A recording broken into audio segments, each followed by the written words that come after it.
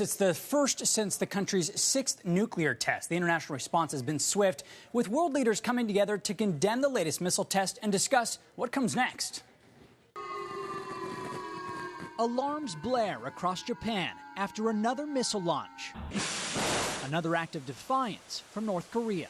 I'm very nervous. According to South Korean officials, the missile flew about 2,300 miles east over Japan before landing in the Pacific Ocean, a distance that reportedly shows the North could easily reach the American base on Guam.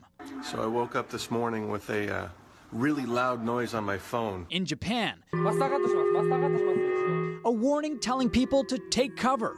And I translate it with my phone translator. It's a find shelter in a basement. North Korea just launched a missile.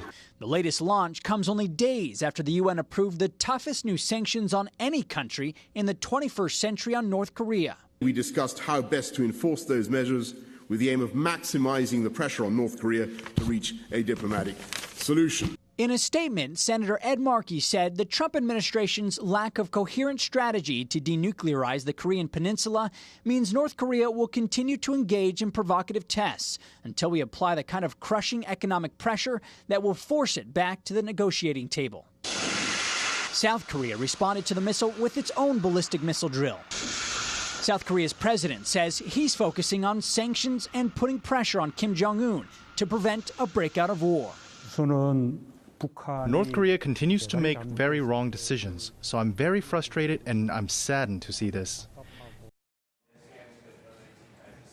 So the latest test was the second to fly over Japan in less than a month, the first since the last nuclear test. Matt Rascone, 7 News, Today New England.